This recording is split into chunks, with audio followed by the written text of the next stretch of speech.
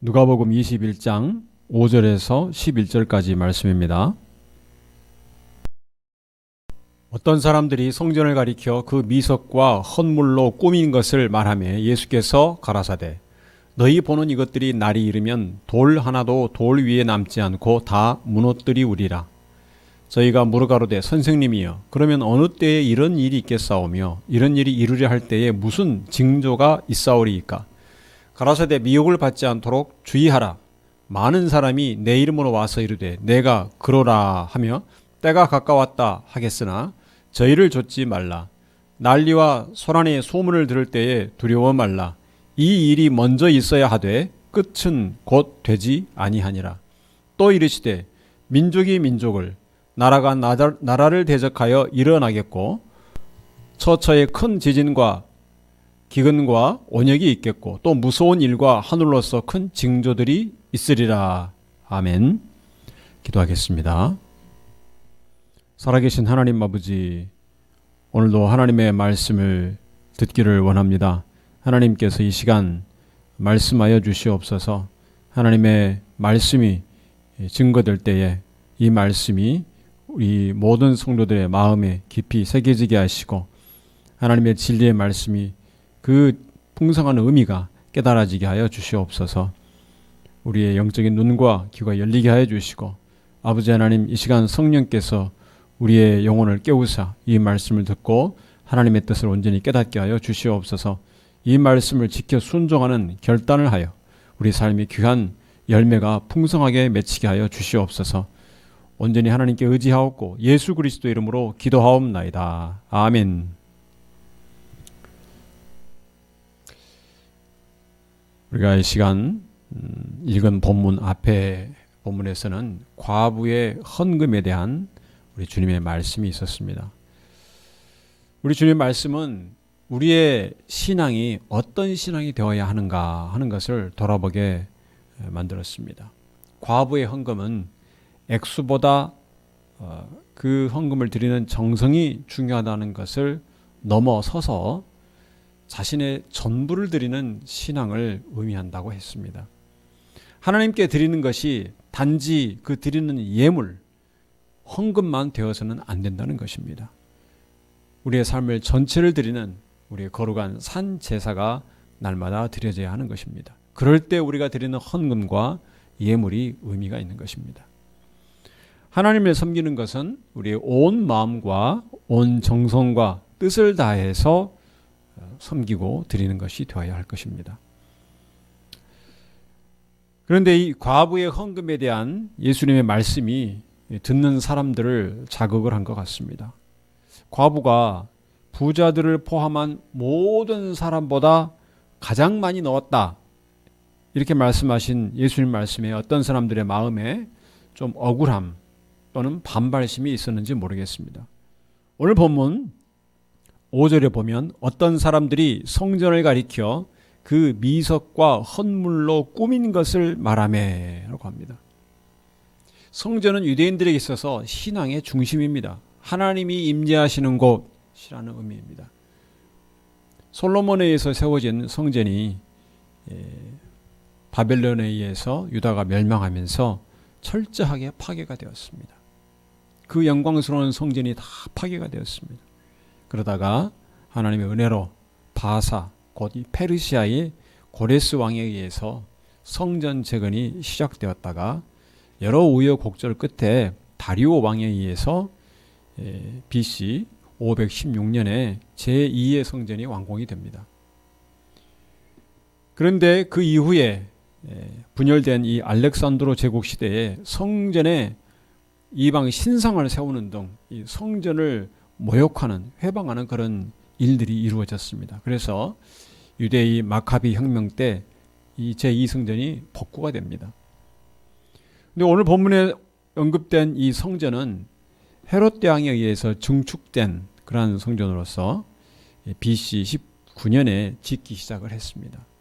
헤롯 대왕은 자기가 유대인이 아닌 그런 정통성을 채우기 위해서 성전 증축 공사를 명령을 합니다. 그런데 완공되지는 못했습니다.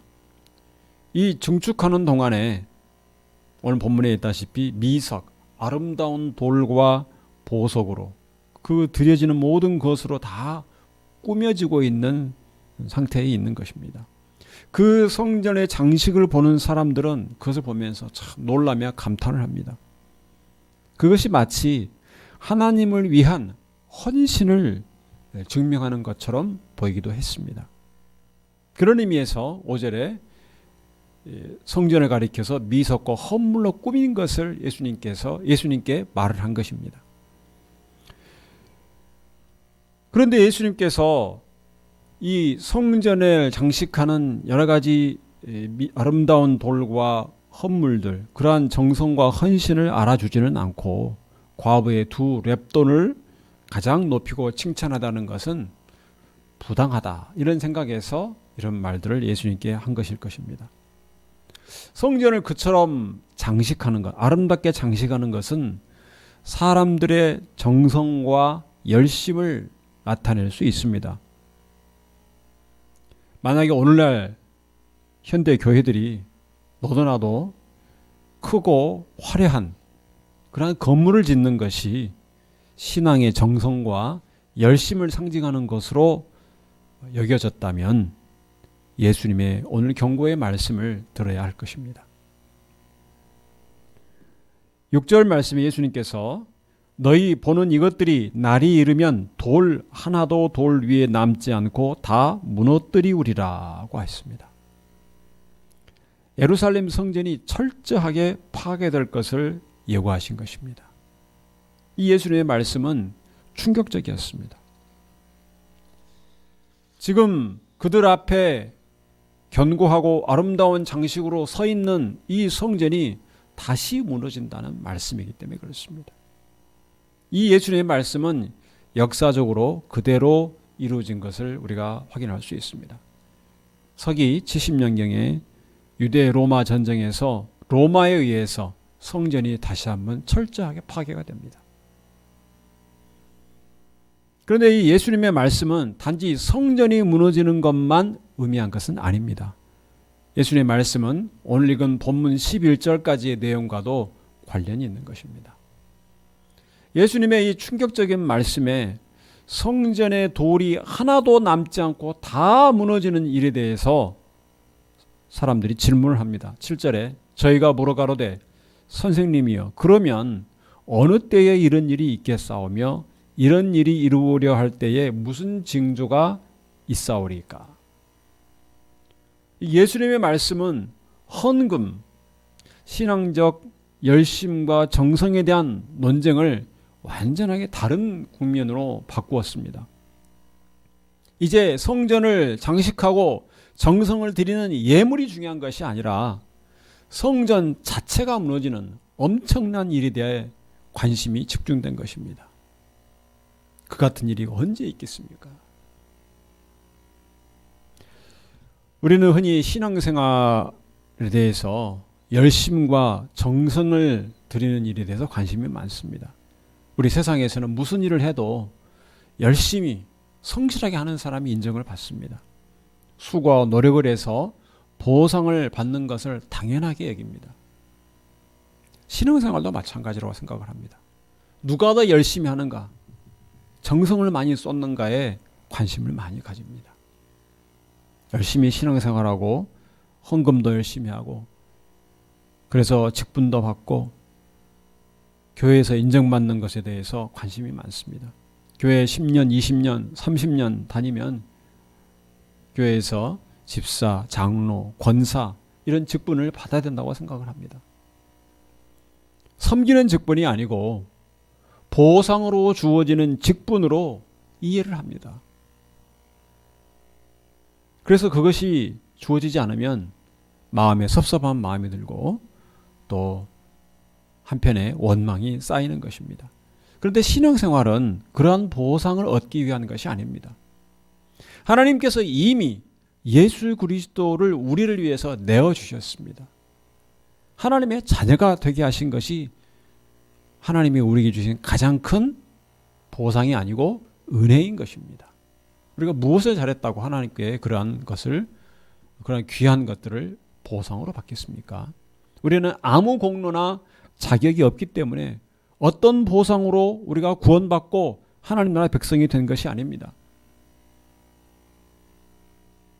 그런데 성도들이 여전히 이 세상에서 신앙적 보상을 추구하려고 하는 일들이 많습니다. 물론 하나님께서 이 세상에서 수고하고 충성한 것에 대한 상을 주십니다. 우리 주님께서도 약속하셨습니다. 생명의 면류관을 주리라. 충성된 자에게 주님께서 상을 주실 것을 말씀하십니다. 그런데 그것은 주님이 오실 때 주어지는 상입니다. 이 세상에서 상을 받으려고 하면 주께서 말씀하신 것처럼 하늘에서는 상이 줄어들 것입니다.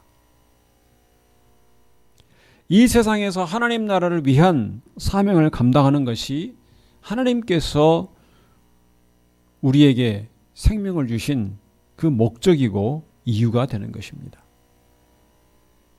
우리 성도들은 주님과 함께하는 삶을 이 세상에서 누리는 것입니다. 이미 주신 하나님의 자녀의 권세를 누리며 사는 것입니다. 그래서 신앙생활하면서 세상에서 보상을 얻으려 하는 것은 헛된 것입니다. 주님께서 세상에 보물을 쌓아두지 말라고 하셨습니다. 세상에 쌓아놓은 보물은 다 썩어지고 없어질 것입니다. 그래서 우리 믿는 성도들이 내가 신앙생활했더니 세상에서 이러이런 저런 보상을 받았다는 것을 지나치게 자랑할 필요는 없습니다. 하나님의 은혜로 주신 것들은 감사해야 될 것입니다. 그러나 신앙생활 하는 중에도 고난과 핍박 중에 견디며 믿음으로 생활하는 사람들, 그런 사람들의 큰 시험을 빠뜨리게 할 수 있습니다. 오늘 본문의 예수님의 말씀도 세상에 쌓아놓은 보물이 다 썩어지고 없어질 것이라는 그 말씀과 같은 맥락이 있는 것입니다. 성전에 돌 하나도 돌 위에 남지 않고 무너지듯이 이 세상은 철저하게 무너지고 파괴되고 없어질 것입니다. 이 세상에서 뭔가 영원하고 가치 있는 것들을 얻으려고 신앙생활하는 것이 되어서는 안 될 것입니다. 사람들에게 인정받는 좋은 교회, 또 이름 있는 어떤 대형 교회에 다니면서 이 세상에서 신앙생활에 만족하는 분들이 있습니다. 그런 분들을 많이 봤습니다. 그런 분들에게는 이 세상이 결국 멸망하고 말 것이라는 이 말씀이 경종을 울려주는 것입니다. 기독교 신앙은 결국은 완전한 하나님의 나라가 임할 것을 소망으로 바라보는 것이 되어야 합니다. 그래서 여기가 좋사오니 이렇게 현재 안주하고 만족하는 신앙이 되어서는 안 됩니다. 우리가 돌아갈 본향은 영원한 하나님 나라인 것입니다. 우리는 잠시 이 땅에 나그네로 살아갈 뿐입니다. 영원한 집은 이 땅에 없고 우리 하늘나라 천국에 우리의 영원한 집이 있는 것입니다. 세상에서 이상기후나 어떤 전염병의 소식, 태풍과 지진 등 불안한 소식은 우리 신앙생활을 다시 점검하는 기회가 됩니다. 성전이 철저히 파괴되는 무서운 일이 일어난다면 그 전에 피하는 것이 상책입니다. 그래서 오늘 본문에 있는 사람들은 파괴된 그 조짐을 알리는 징조가 있다면 징조를 아는 것이 가장 큰 관심사가 되었습니다. 그래서 어떤 징조가 그 전에 일어날 것인지를 예수님께 질문합니다. 예수님은 대답하십니다. 예수님의 대답은 이 성전 파괴에 대한 것을 넘어서서 세상의 종말까지 포함하는 것이 되었습니다. 그래서 지금 우리도 오늘 주님의 말씀을 주의 깊게 들어야 됩니다. 어떤 일들이 일어날 것인가 주께서 말씀하셨는데 몇 가지가 있습니다. 첫째는 미혹하는 일이 있을 것이다 하고 했습니다. 8절 말씀을 보면 가라사대 미혹을 받지 않도록 주의하라. 많은 사람이 내 이름으로 와서 이르되 내가 그로라 하며 때가 가까웠다 하겠으나 저희를 좇지 말라. 이 거짓 그리스도의 출현을 의미하고 있습니다. 세상의 종말이 다가올 때 내가 곧 재림 예수다, 이런 자들이 많이 나타날 것이라고 주께서 경고한 것입니다. 예수님께서는 세상을 떠나서 하나님 아버지께로 가셨다가 다시 오신다고 하셨습니다. 우리 요한복음 14장 1절에서 3절 말씀을 보면, 너희는 마음에 근심하지 말라. 하나님을 믿으니 또 나를 믿으라. 내 아버지 집에 거할 곳이 많도다. 그렇지 않으면 너희에게 일렀으리라. 내가 너희를 위하여 처소를 예비하러 가노니 가서 너희를 위하여 처소를 예비하면 내가 다시 와서 너희를 내게로 영접하여 나 있는 곳에 너희도 있게 하리라. 아멘. 예수님께서 하나님 아버지께로 가셨다가 다시 올 것이다, 이렇게 말씀하셨습니다. 그래서 이 시대에 예수님, 다시 오신 예수님, 재림 예수를 지칭하는, 스스로 자칭하는 그런 이단들이 있습니다. 세상을 심판하고 믿는 자를 데리러 왔다, 때가 가까웠다, 이런 말로 많은 사람을 미혹합니다. 특히 성도들을 미혹합니다. 그래서 성도들로 하여금 현재 주어진 삶에 충성하지 못하게 하는 것입니다. 이것은 사단의 시험입니다. 우리를 불안하게 만들어서 현재 주어진 말씀에 순종하며 인내하며 충성하지 못하게 하는 것입니다. 예수님은 마지막 때에 심판주로 오신다고 하셨습니다. 그때까지 흔들림 없이 주님과 동행하면서 믿음 생활하는 것이 우리를 향한 하나님의 뜻인 것입니다. 예수님이 오시기만을, 그것만을 기다리는 것이 기독교 신앙의 목표가 아닙니다. 현재 삶에서 예수님 안에 거하고 예수님과 함께 동행해야 되는 것입니다.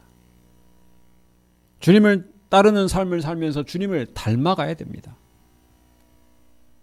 현재 삶에서 만족하지 못하고 감사하지 못하고 모든 불만을 예수님이 오시는 것만으로 해결하려는 그러한 신앙은 예수님이 오셨다는 말에 현혹되기가 쉽습니다.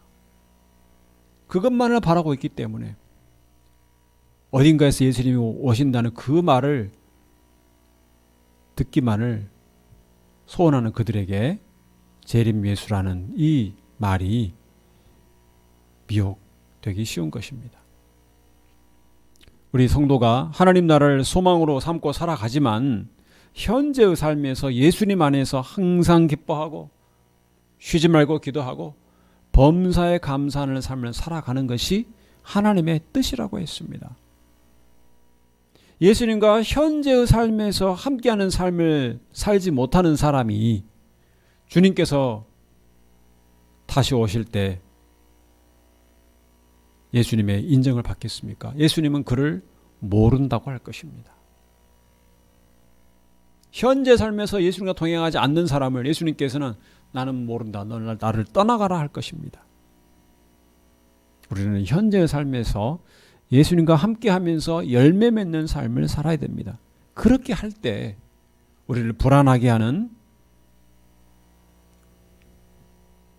주님과 함께하는 삶을 방해하는 모든 자들로부터 미혹되지 않을 수가 있는 것입니다. 두 번째로는 어떤 징조가 있는가 하면 난리의 소문이 있다고 했습니다. 9절 말씀을 보겠습니다. 난리와 소란의 소문을 들을 때에 두려워 말라. 이 일이 먼저 있어야 하되 끝은 되지 아니하니라. 불안하게 만드는 일들이 곳곳에서 들려올 것이라고 했습니다. 곧 세상이 끝날 것처럼 우리 마음을 흉흉하게 만드는 일들이 곳곳에서 들려온다는 것입니다. 흉악한 범죄가, 그런 사건이 일어날 때 어떤 사람들은 세상에 말세다, 어떻게 이런 일이 일어나는가 혀를 차면서 말을 합니다. 일어나서는 안 될 일이, 끔찍한 일이 일어났다는 것입니다. 부모가 자식을 버리는 일들이 있고 자식이 흉기로 친부모를 죽이는 사건들을 뉴스에서 보게 됩니다. 사람으로서는 할 수 없는 끔찍한 범죄를 저지르고도 태연하게 행동하는 사람들이 있습니다. 무서운 일입니다. 우리나라의 가장 대표적인 기업 중 하나인 어떤 대기업이 위기에 처해 있다는 말을 듣습니다. 경제가 어렵다는 말을 듣습니다. 수출이 줄어들고 경제가 어려워지면서 코로나 위기 때보다 더 심한 IMF 이후로 심한 경제적인 어려움을 호소하는 사람들이 있습니다. 이런 일들이 난리의 소문인 것입니다. 또 무서운 일은 우리가 잘 알다시피 전쟁입니다. 10절 말씀에 또 이르시되 민족이 민족을, 나라가 나라를 대적하여 일어나겠고, 지금 우크라이나와 러시아의 전쟁이 3년째 진행되고 있습니다. 한동안 이스라엘과 하마스 또 헤즈볼라, 이란 사이에서 전쟁이 우리를 불안하게 만들었습니다. 3차 세계대전이 일어나지 않은가, 이런 우려를 낳았습니다. 수십 수백 개의 미사일을 서로 주고받았습니다. 그런데 요즘은 다시 또 우크라이나 또 러시아 전쟁이 격화되고 있습니다. 북한이 참전하고 또 이어서 러시아와 우크라이나가 미사일 공격이 또 격화되면서 또다시 3차 대전에 대한 우려와 불안이 증폭되고 있습니다. 그런가 하면 우리나라는 어떻습니까? 국내 전체가 아주 불안합니다. 지금 대통령과 정권의 지지율이 현저하게 떨어지면서 정권 퇴진에 대한 목소리가 곳곳에서 높아지고 있습니다. 민심을 잃은 정권은 불안합니다. 모든 일들이 점점 악화되고 어떻게 전개될지 우리는 알 수 없습니다. 정치, 경제, 또 세계적인 정세. 주께서 말씀하십니다. 이런 일이 있겠지만 아직 끝이 아니다. 우리를 불안하게 만드는 난리의 소문이 들려올수록 우리는 더 굳건한 믿음을 가져야 할 것입니다. 이사야 26장 3절 말씀 보면 주께서 심지가 견고한 자를 평강의 평강으로 지키시리니 이는 그가 주를 의뢰함이니이다. 주님과 함께하는 것 외에 그 어떤 것도 우리를 평안하게 하지 못할 것입니다. 주님께서 우리 마음에 평안을 주십니다. 성도들은 어떤 상황에서도 주님 안에서 참 평안을 누릴 수가 있습니다. 이것이 믿지 않는 사람과 믿는 사람을 크게 구별짓게 합니다. 또 어떤 징조가 있는가 하면 자연재해라고 할 수 있습니다. 11절 말씀을 보면 처처에 큰 지진과 기근과 원역이 있겠고 또 무서운 일과 하늘로서 큰 징조들이 있으리라. 올해는 참 우리나라에 태풍이 큰 피해를 주지 않아서 참 다행입니다.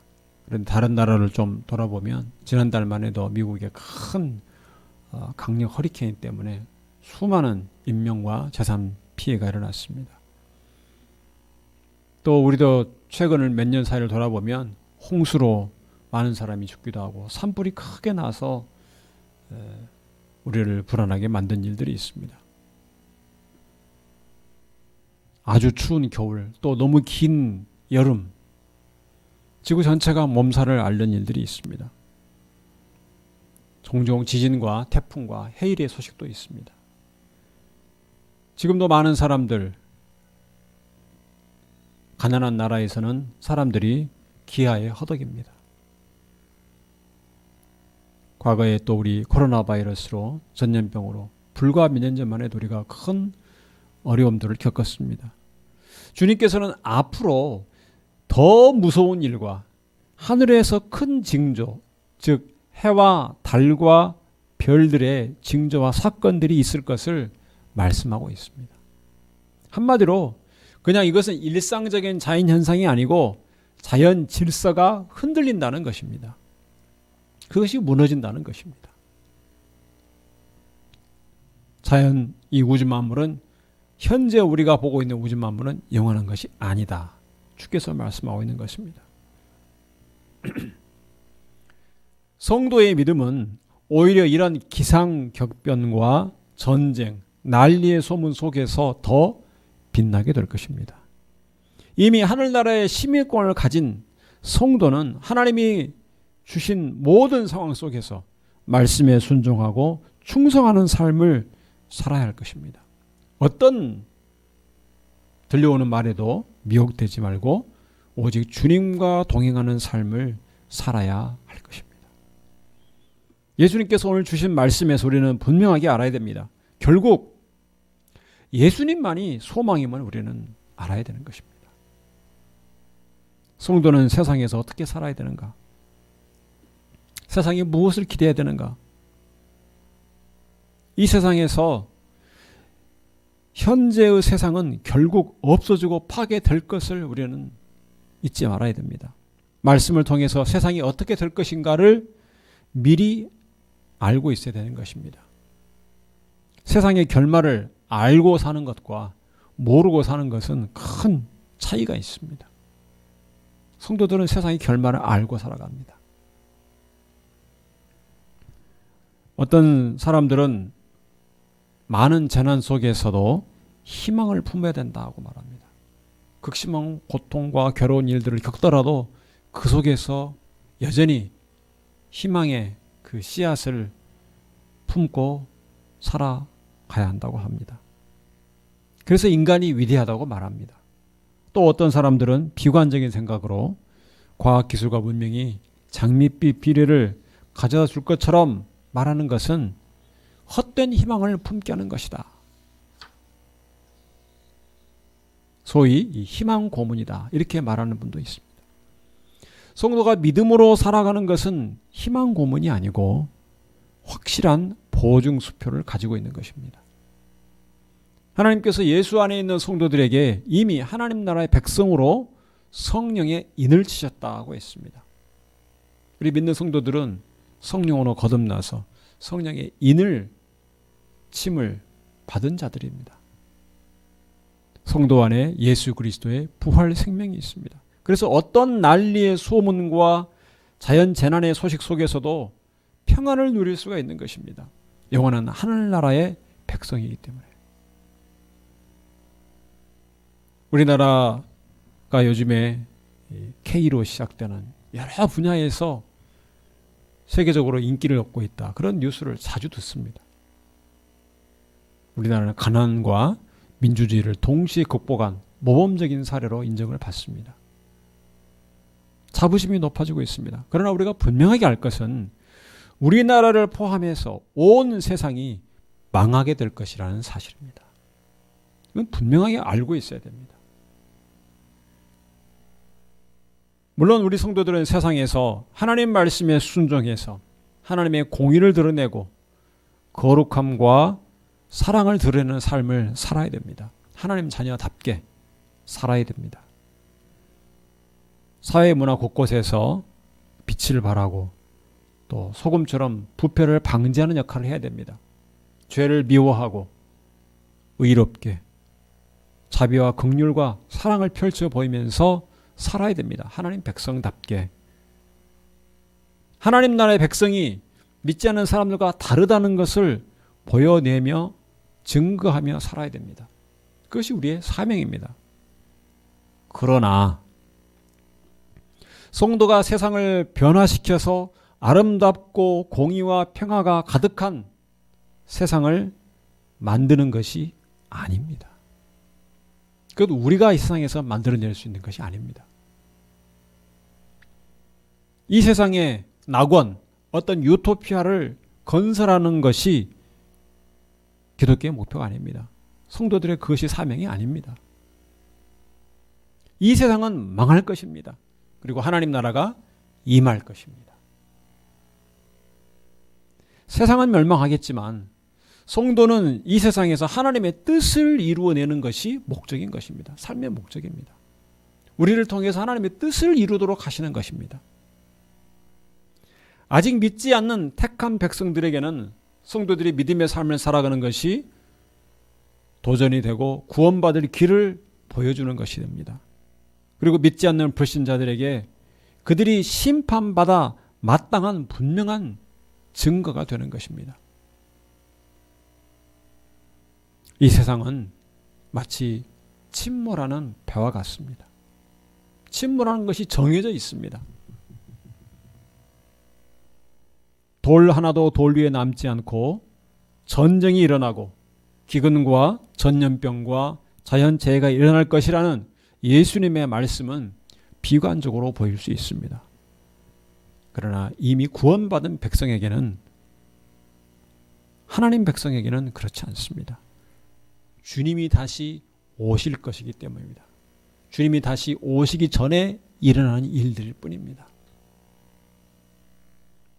그와 같은 난리와 재난의 소식은 성도의 소망이 이 세상에 있지 않다, 오직 예수님께 있다는 것을 더 확실하게 해줄 뿐입니다.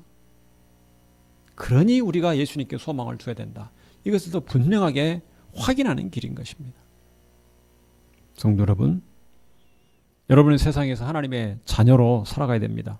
하나님의 뜻과 하나님의 섭리와 하나님의 영광을 드러내는 것이 성도의 삶의 목적입니다. 세상은 멸망할지라도 성도를 통한 하나님의 뜻은 이루어질 것을 분명하게 믿으시기 바랍니다.